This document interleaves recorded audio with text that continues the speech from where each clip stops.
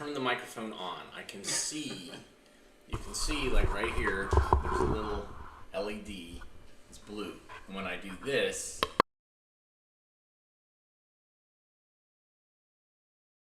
now it's blue and you can hear me. So that's the safeguard that I have in place. And sometimes I lightly touch it and it doesn't work. Anyways, welcome to the AV Geeks Lunchtime Streaming Show. I'm Skip Elsheimer, and I'm joined by Oliver Geiken. Hi, everybody. Oliver came down. Both these guys came down to look at some films and to talk about some stuff. And Oliver and I have worked together on different projects over the period of time. I've gone up and done some digitizing work at your wife's art house theater. Greenbelt Cinema. And we've also gone to conferences together. He was at the Bastard Film Encounter, etc. And Skip is a great guest for Intro to Cinema at University of Maryland, where I teach. Often specifically gets mentioned in course evaluations as a highlight of the semester. Because I bring a projector in, and that's exciting. All right, so we're going to get started with a film that I have on the scanner here. And this is a film that you pulled, because I've actually put both these guys to work schlepping films, because we have a lot. And so you found this film. I was like, oh, look. And you're interested in films of the DC metro area, is that correct? Absolutely, yeah. Okay. A regional film for me. All right, well, here we go. This is Friends in DC. I've shown this before, but we're going to show it on the scanner. Enjoy.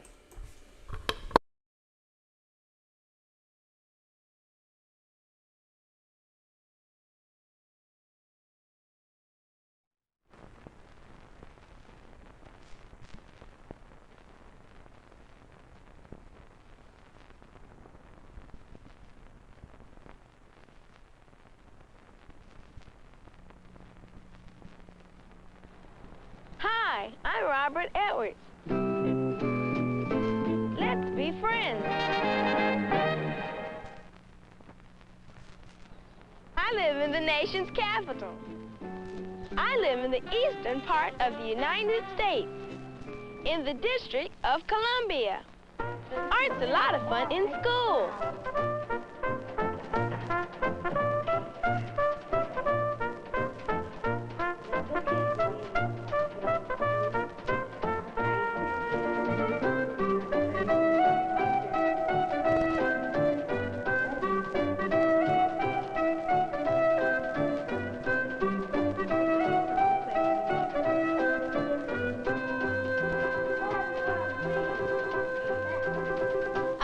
Washington.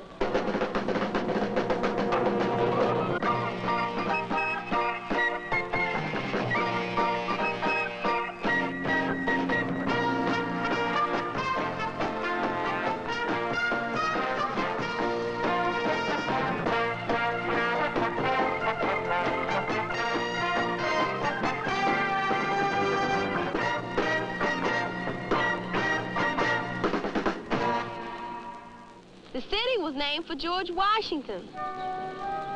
This memorial to him has stones from all 50 states.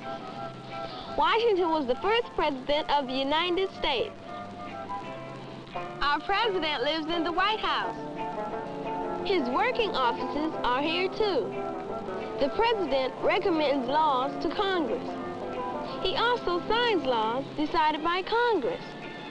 The president is the elected leader of the American people.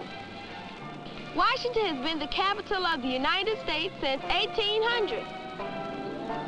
Congress meets here in the Capitol. Men are elected to Congress by the people of all 50 states. They work here to decide laws that govern our country. Law is also the work of the Supreme Court. The 9 justices of the highest court in the United States meet here to judge important cases of law. Their decisions affect all Americans. Washington's a beautiful city.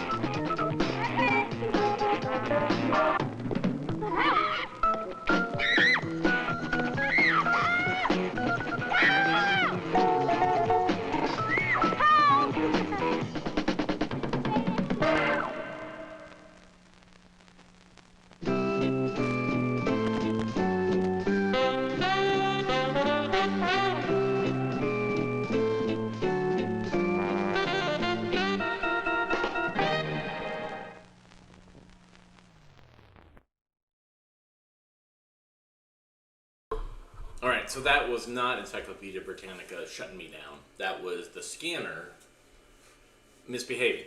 And that is frustrating because I would hope to rely on this to be able to show you stuff, new stuff, premiere it new. So what'd you think? It was nice. I learned something I didn't know about the Washington Monument being composed of stones from all 50 states. Oh, I didn't know that either. And I liked the emphasis on Congress actually being a functional part of the government. So Yeah. that was interesting.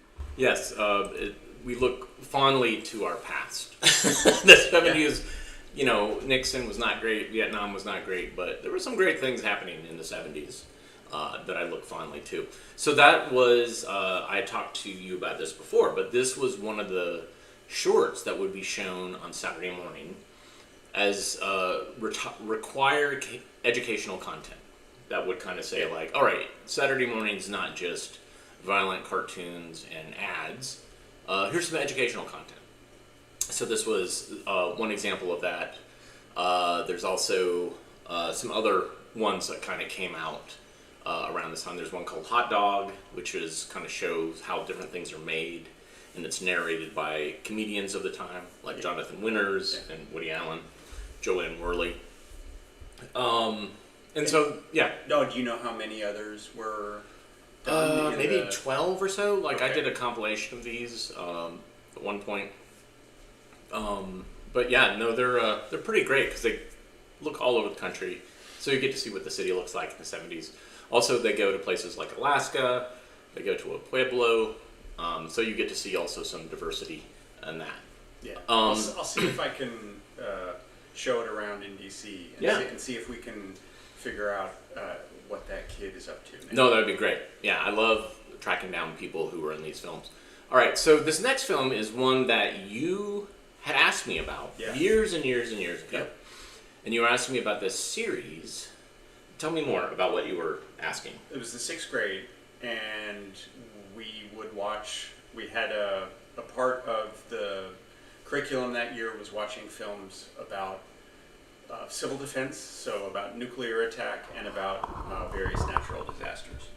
And so I remember seeing films about how to handle an atom bomb going off near you, which was, you know, if you go to the fallout shelter and then you brush the dust off of yourself, the radioactive dust. And then there were these, you know, films about hurricane, tornado, and the hurricane film might have been specifically about Camille.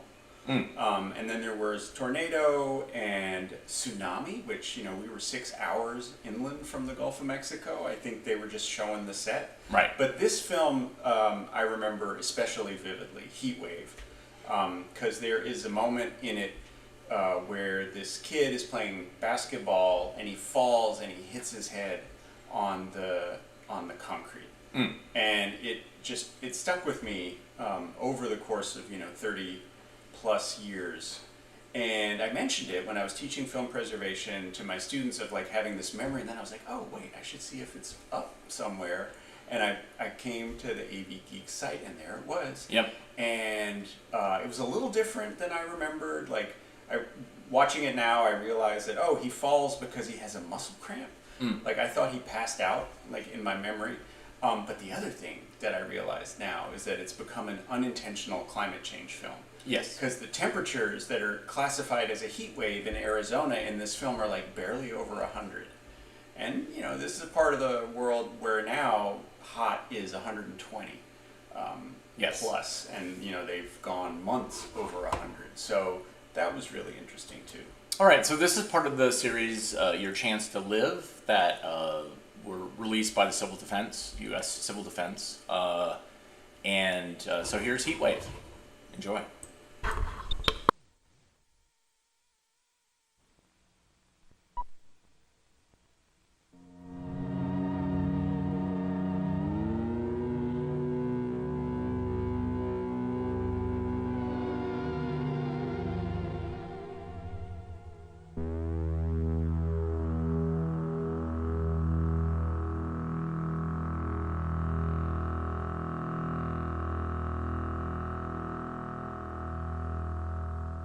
Enter the sun, whose warmth reaches out across space, providing the delicate balance which makes life possible.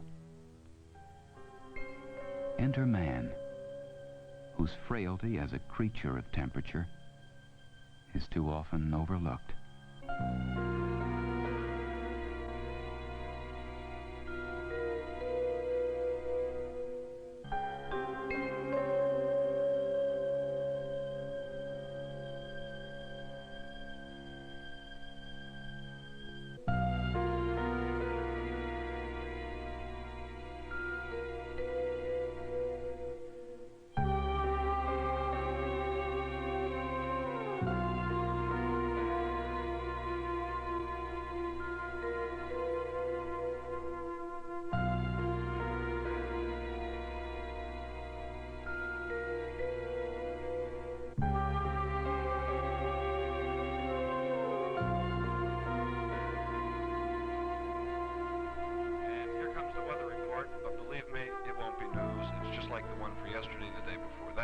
Temperatures in excess of 100 degrees are expected to continue for at least the next...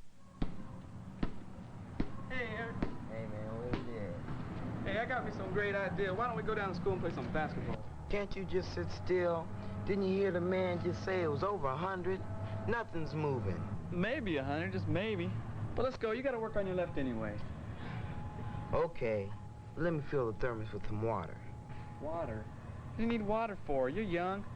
Come on, you're gonna have to learn to discipline yourself if you want to be a ball player. Besides, you can do without it if I can. Maybe you can do without it. When my body says drink, I want to drink. You think taking a drink is copping out? Yeah. You're nuts. I know, but it's too hot out here, and you know what this heat can do to you. I never felt better in my life. That's what you're going to say the day you die, is that you've never felt better in your life. Well, I never have felt better in my life. I won't work too hard. I'll just put it around a little bit. The thing is, you shouldn't be out here at all in this heat. You know what the doctor said. Why don't you come in and sit down and relax? Because I don't want to. Heat is just a state of the mind. I won't be out here too long anyway. Okay, you'll be sorry. You know how sick you get in this heat. So please, just take it easy. Oh, you sound like my mother.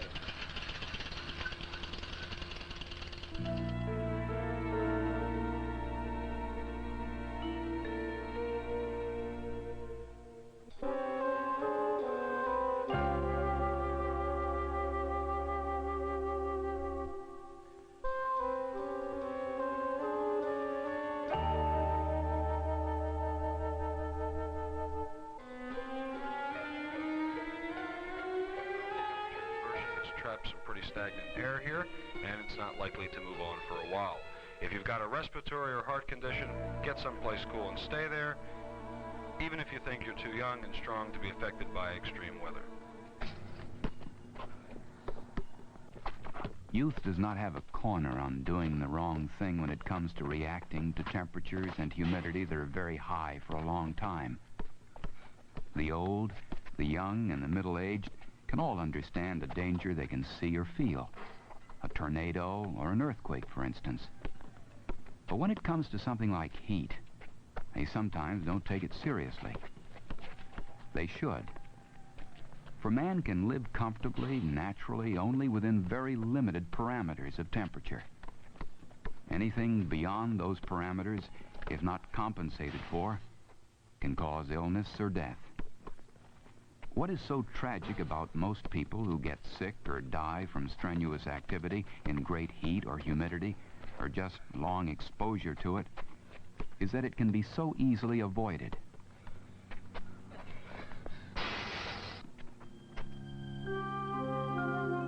Some people, of course, have to work out of doors when it's hot. But these people usually know how to prevent loss of strength, cramps, exhaustion, or stroke that heat can bring on. They know enough to wear light clothes, to drink water, to take salt tablets, to stay away from heavy foods. It's those people who don't have to be out in the heat, those people who insist on testing themselves against the heat, who generally wind up in trouble.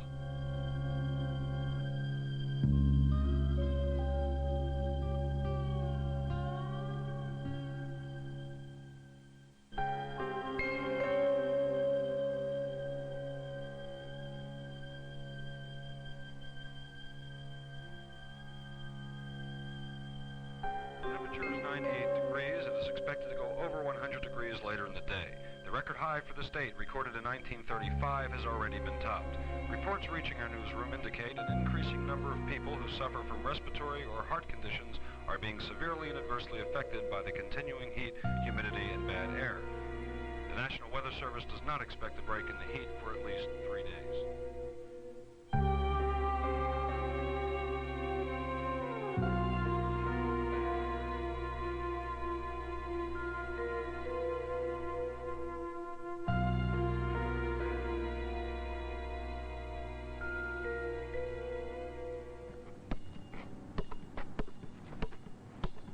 Wait a minute, man.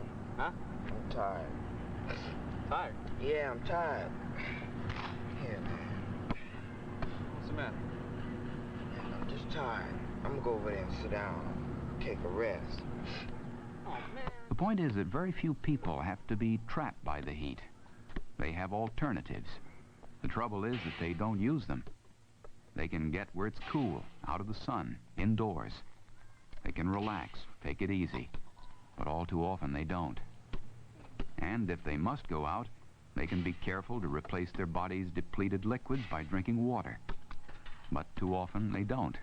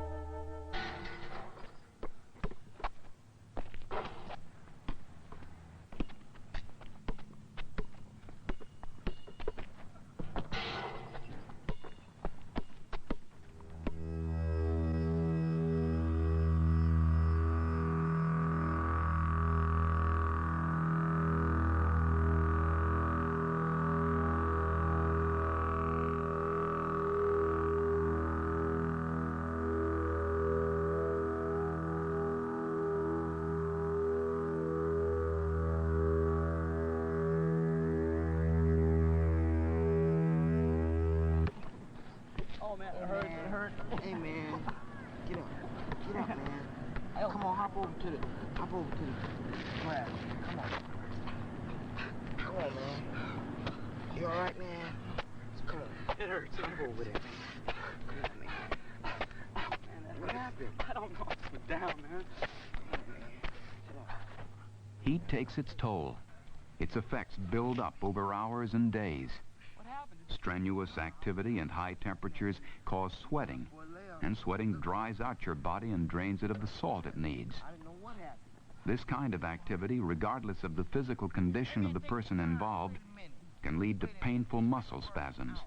First one out. Yeah. You all right? It still hurts a little bit. Come on, man. I think we better jam. For most people, listening to the warning signs sent out by their own body will stand them in good stead during times of extreme heat. Sapped energy means slow down, relax. Being thirsty means drink. Being very hot means get where it's cool.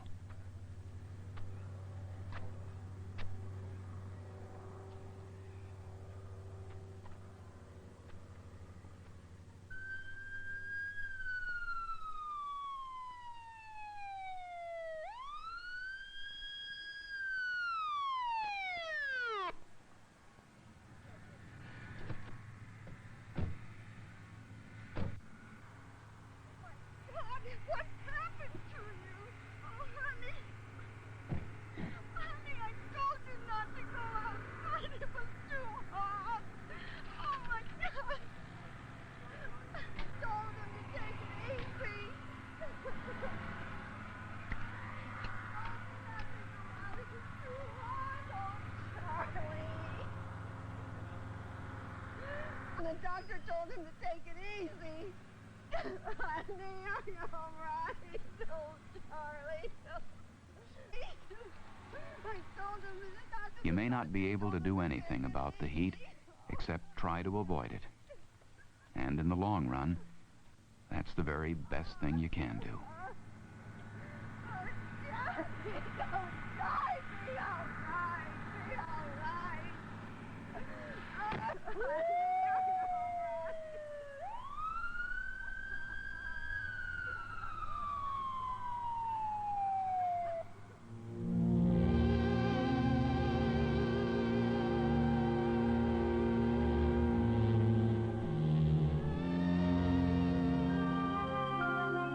Folks, we just got this latest weather report in from the National Weather Service. Forget all earlier reports. It's a new record for this day, new high. It's 105 degrees, still climbing.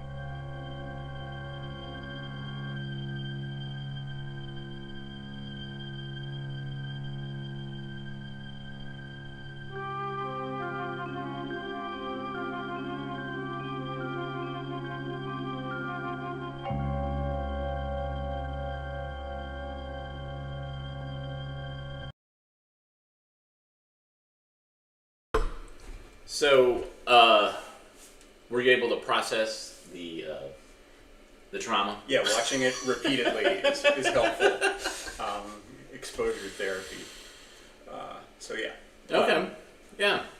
So, you have, you and your wife, via the Greenbelt Cinema, Yeah, you now have a collection of 1,500 16mm films. this is correct. Yes. Uh, And we're also starting to work on the legacy collection at University of Maryland, which is bigger. It's like 2,500, 3,000 titles. So I am in it. You're in it. Yeah. So, Happy to be in it. yeah. So I gave him some experience of moving films, even though you haven't had experience of moving films. Not as much as I got over the Yeah, I think last day that and we a half. have, if we continue after the show, we're going to probably hit past the number of films that you have. Probably. Yeah, It's been so good. that's the plan. And that's your deal, is you come down to Raleigh, Get to work. you get to work, you be on the show, and then we extract as much work out of you as we can. And fried chicken and donuts. That's right, yes. So I took them to Bojangles, and then they showed up with donuts from Krispy Kreme and some coffee, which is Yeah. Yes. all the healthy food items that Raleigh, North Carolina offers. I've forgotten how dangerously tasty both of those things No, are. it's really amazing. All right, so we're going to bring back our old friend from yesterday, who's and thank you, Oliver. Yeah, happy to do it. All right, so I love your shirt. Thanks. It's from like Poltergeist. Poltergeist. Yes.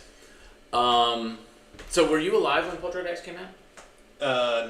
No, I was born in '84. Yeah. So Wow. close call. Yeah. No, it was great when it came out. It was nuts. All right, so we're back to some of these films that you were interested in about this book that you're working on. Remind us again what you're. Well, I'm working on educational film and comedy, so US and some German, Austrian stuff. And I don't know how like funny haha the film is gonna be. There was like a funny in the plot description.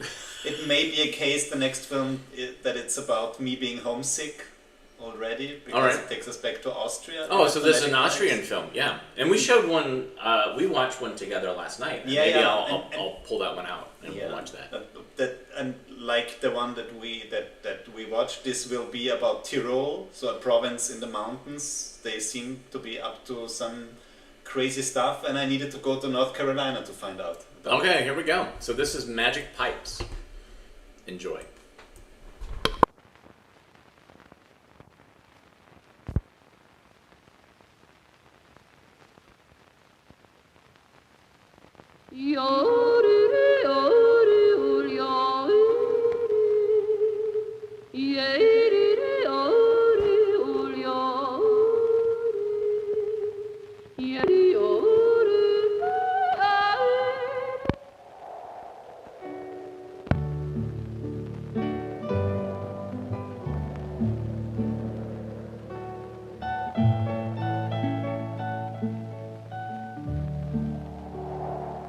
Oh,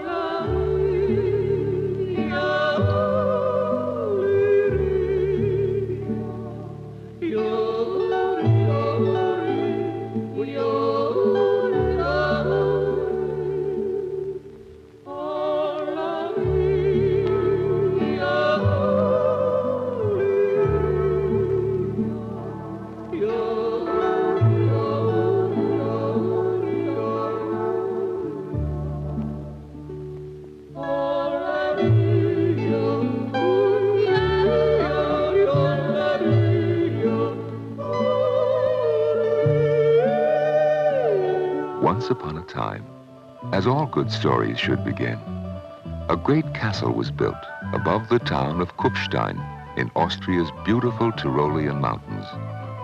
In time, the castle came to have a very special meaning for the people of Kufstein, for in this castle is one of the grandest organs ever heard.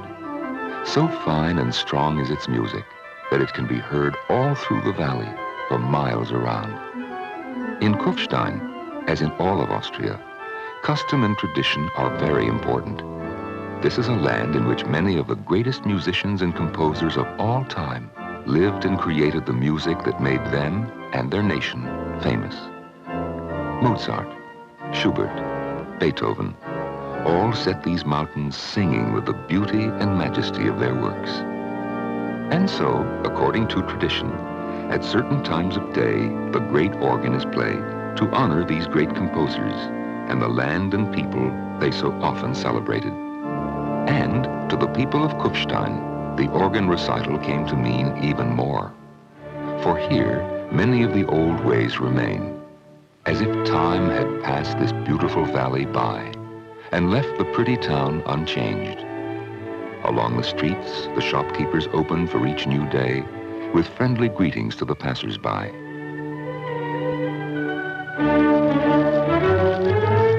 The many craftsmen go about their artful work, just as others have for centuries.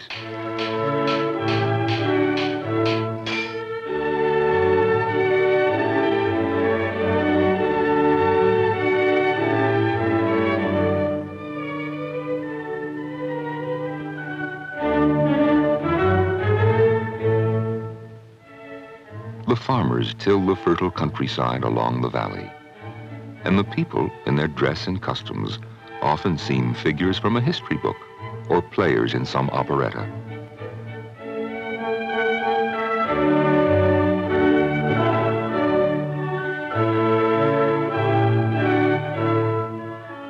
For years, people from other lands have come to Kufstein to see what life was like in an earlier, and who can say, perhaps a finer time. And so, when the people of Kufstein hear the organ, it is a sign that custom and tradition are alive, that things are as they should be. It is not surprising, then, that as he makes his way along the streets, on his way to work, Herr Müller, the organmeister of Kufstein, receives a very friendly wave and greeting from those he meets.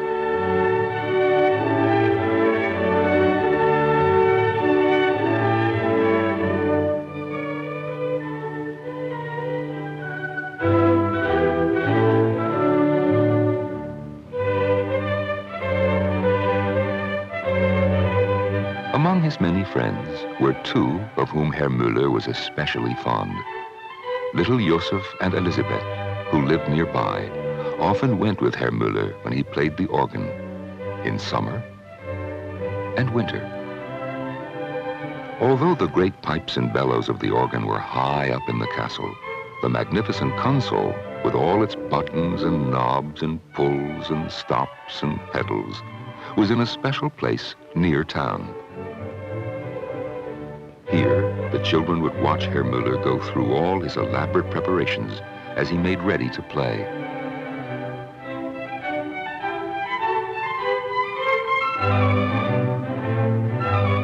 And they listened attentively when Herr Müller told them again how the townspeople of Kufstein, when they heard the organ, knew that things were as they should be.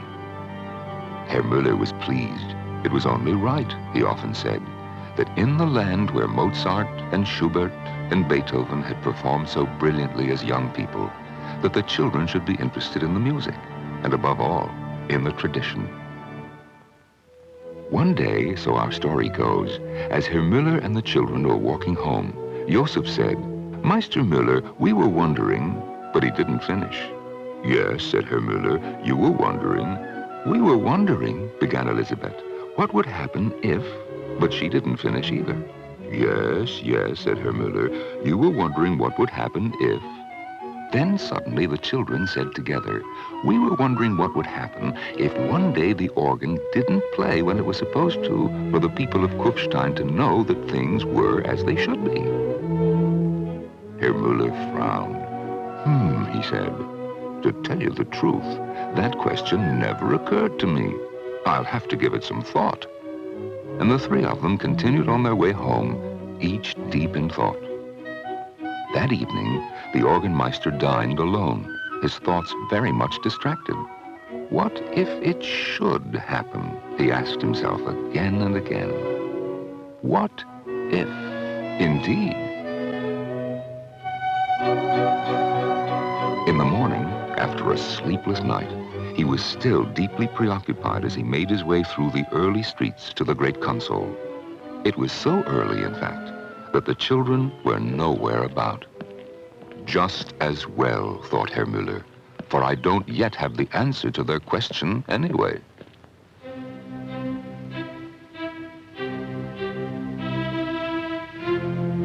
At the console, he went through his elaborate preparations.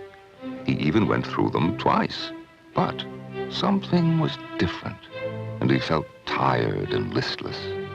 Not enough sleep, he told himself. But since there still was time before the recital was to begin, he put his head down just for a moment. When he opened his eyes, Herr Müller realized with a start that some time had passed. But among all the buttons and knobs, there was a strange new button. He had never seen it before. And on the button it said, "What if?" Herr Müller was amazed. But there wasn't time to delay. He brought his hands down for the first great majestic chord, and nothing happened. He tried again, and again, nothing happened. All across the land, there was no sound from the great organ. The townspeople paused, as was their way, expecting to hear the organ. But there was nothing. Puzzled, they waited, and they began to wonder if things were as they should be. At the console, Herr Müller was distressed. "Something is very wrong here," he said. And he looked at all the buttons and knobs and pulls and stops. Everything seemed to be just right. And then he remembered the strange new button marked "What if?" He reached over and pushed the button in, then raised his hands and began again. A beautiful sound rolled out across the valley. Herr Müller smiled. The townspeople smiled. But then a strange thing happened. No matter how Herr Müller played, the music began coming out faster and faster. He played more slowly, and still the music went faster. And this, of course, had an odd effect on the townspeople. Now they feared that things were not as they should be, because everything began going very strangely for them, too. Even when Herr Müller stopped playing, the strange, fast music continued. Perhaps, he thought, the trouble is in the bellows. So he hurried up the hill, going just as fast as the music itself.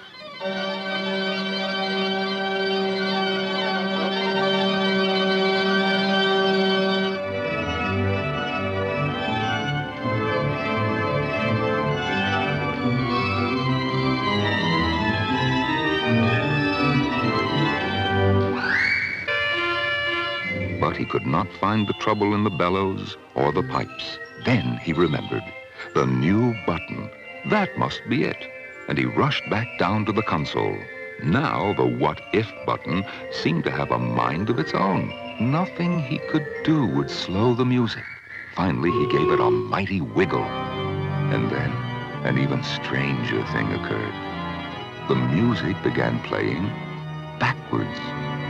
And now the townspeople knew that things were not as they should be.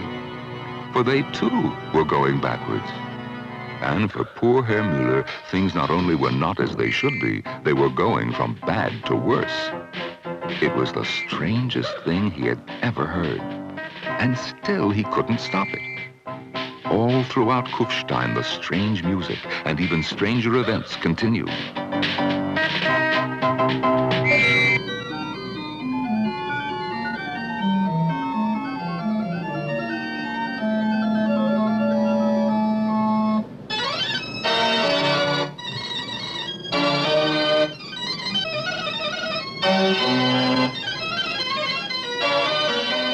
Then suddenly, the organmeister heard a new sound.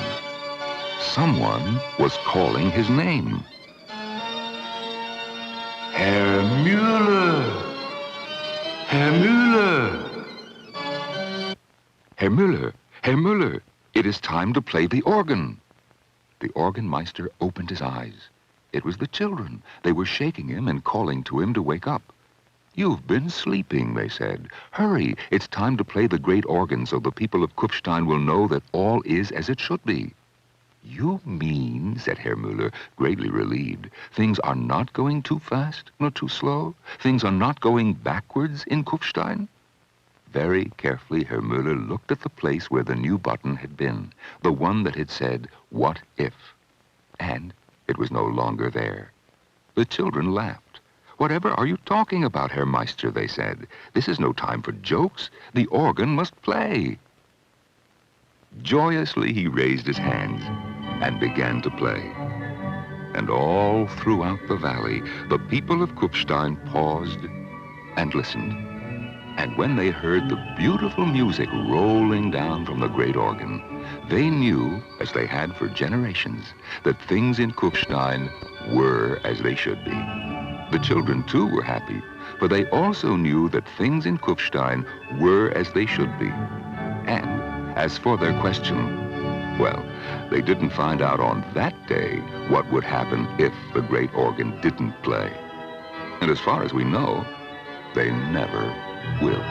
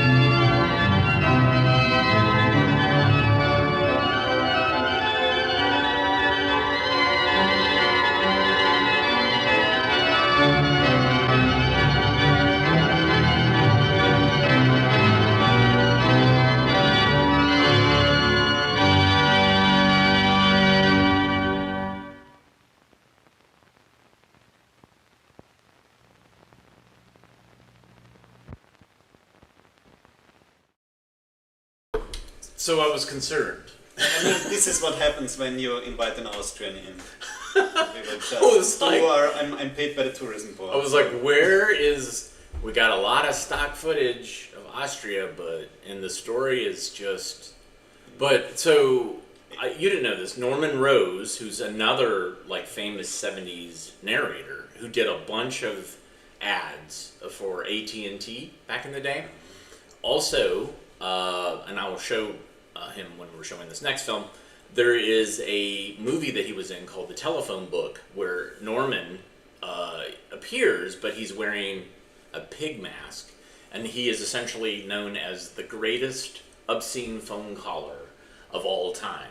With a silky smooth... With a silky smooth voice, and it's about this young lady who is trying to find him because she gets a phone call from him, and she's like, oh my god, this is the most amazing obscene phone call I've ever received. Does he talk about big organs there too? Well, so that's the thing, is like when we were watching this film, Magic Pipes, you were, because it was not funny at first, you were coming up. Before it became side split. Yeah, before it really did. You were coming up with porn parody titles of that film. And it was what? Mueller's Big Organ. Big Organ, or Magic Organ, or his the Magic Pipe.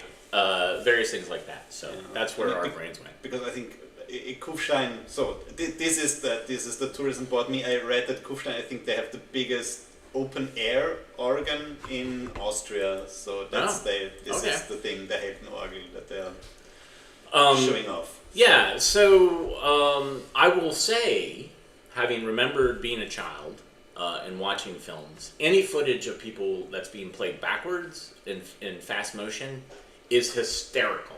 So the second part of this film is so good. First part, not so much. But there you go. So this reminds me, so I showed a film to you last night, which I think, is intentionally funny, and it is basically a series of pranks played for science purposes. And I've shown this before. This is living in a reverse world, and you said that this takes place in the same region.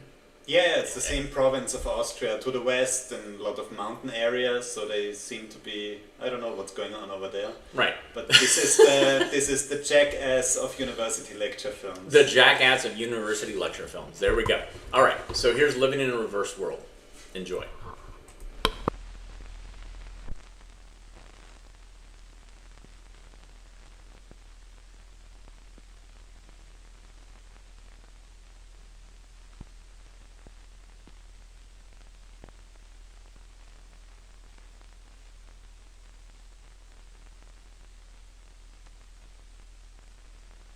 It is not at all easy to explain why you should perceive the motion picture screen to be in front of you.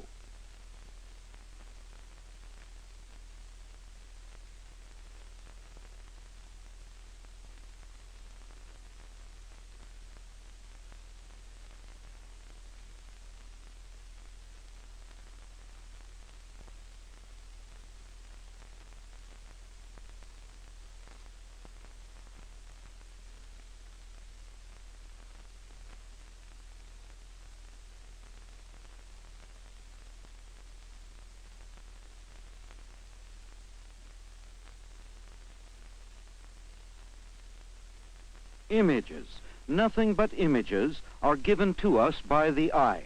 No one can tell from an image where the thing is. If I look at you through a tube this way,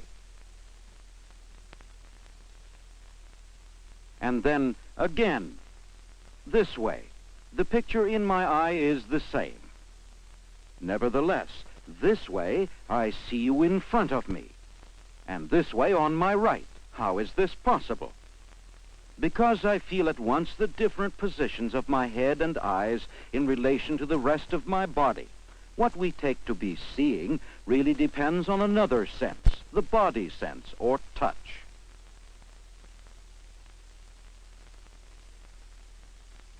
In early childhood, it was hard to learn to coordinate seeing and touching.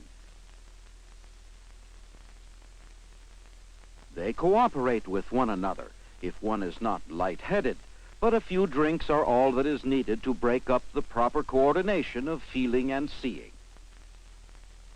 The simplest way to break up the cooperation of seeing and touching is a mirror. Looking into a mirror, one sees in front what is really behind, and therefore one reaches in the wrong direction. But the sensation of touch produces a kind of reversal of seeing. Here is a wet sponge slapped on his back. Now he feels as if he had eyes in the back of his head. It is similar when you feel things in this way. In this case, the fingers, the sense organs, are in front of you, but nevertheless the touched object is immediately perceived as behind.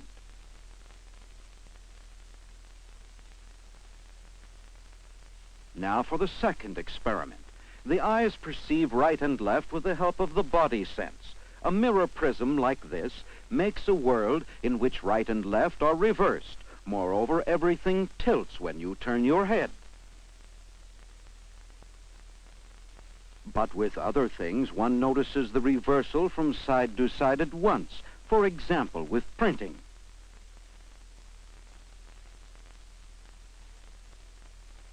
Are you prepared to wear these right-left reversing spectacles for several weeks without interruption? From now on, never go without this device. It looks so without the spectacles. But with the spectacles, the cactus appears to be on the other side. Ouch!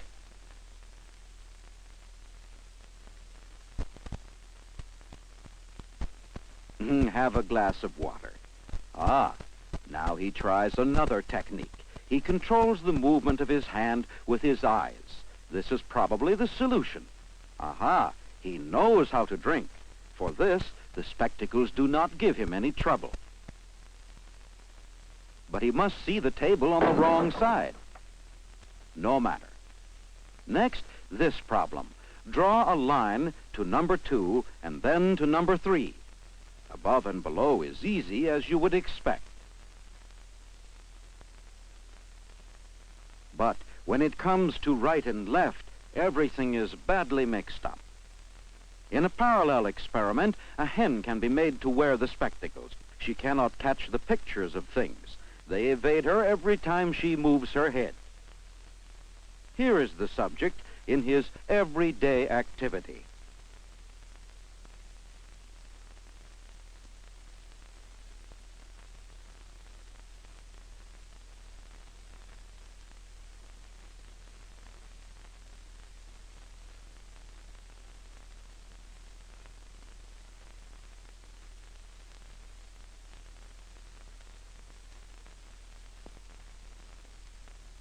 But he does not give up.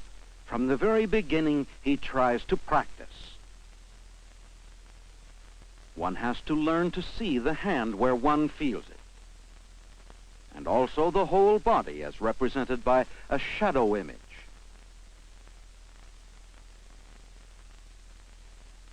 Now he begins to get it. For the ball, exercises like these are the road to success. After 14 days, he can manage street traffic.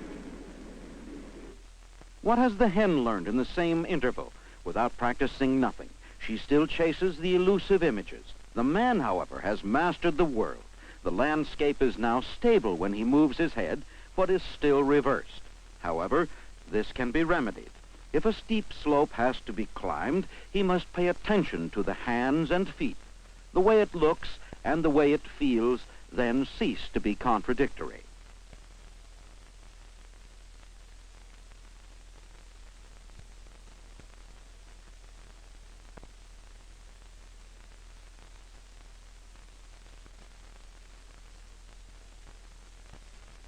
But letters and words still remain unfamiliar.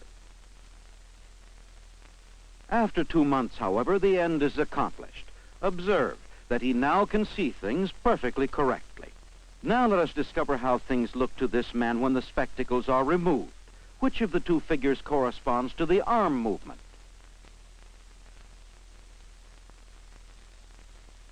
The triangle. With the naked eye, he now sees things reversed. But this apparent reversal does not last long. Now we come to the third possibility of reversing the world, up and down. Here it is fundamentally different. These three men, despite the positions of their heads, all see things right side up. Right side up is determined by the gravity of the earth, not the position of the body. But this changes if a mirror device is worn, which reverses the direction of up and down.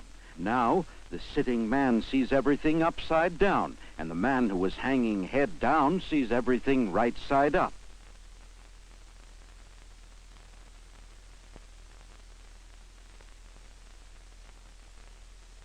What will a man do if he has to fence in this situation?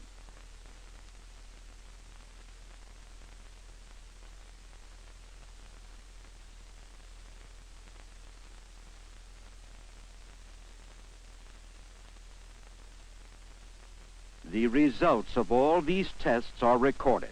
After 5 days of practice, he reacts correctly almost 100% of the time.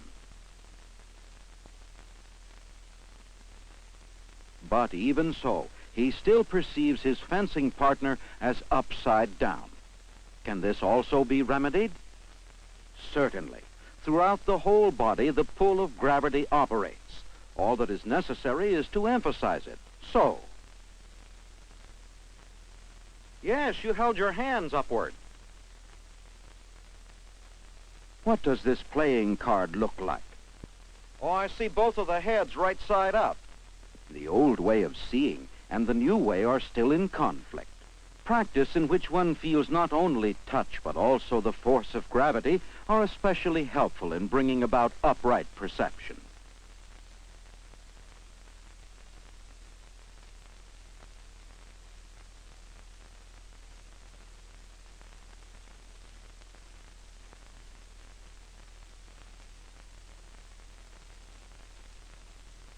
Now, we make a test to find out whether he sees correct. Please read. Number 1 is an M and 2 is a W. Oh, think of gravity. Oh, no. 1's a W and 2's an M. After another week, when correct perceiving has been achieved, he is ready for the end of the experiment. The mirror is secretly removed from the device. The eyes are free. And now for the big test.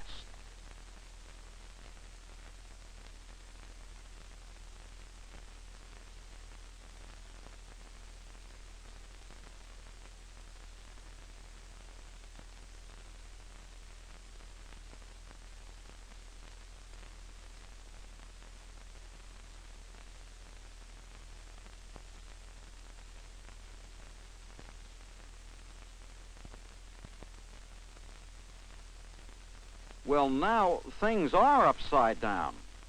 This is a room which is really upside down, including the furnishings. He had learned to see it right side up. He has learned to live in a topsy-turvy world. Only the force of gravity has shown him how to do so. But it took time. Now the experiment is over. Except for a few bruises, there are no serious after effects.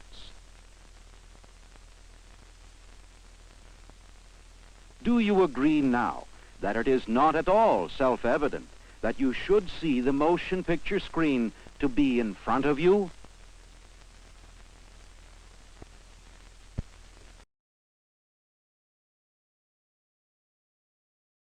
All right, so, I mean, that is just one practical joke after another, and so we have shown another film from the same researcher that was silent, where it was also kind of showing similar concepts, but it's not nearly as jokey. Like the whole idea of setting it up to where you have this college student who you've pulled from the audience, and you have him, there's a cactus and there's a beer, and they tell them to reach for the beer, and of course he reaches for the cactus.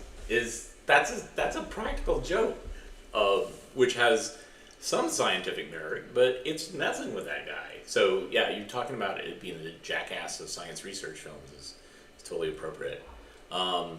So what's up with that region of Austria? How come I have two films that are from that region? Well, it's mountainous. They do their own thing. Okay. Their language. It's its own culture. I don't know. Okay. But they're up to some stuff. Up to some stuff.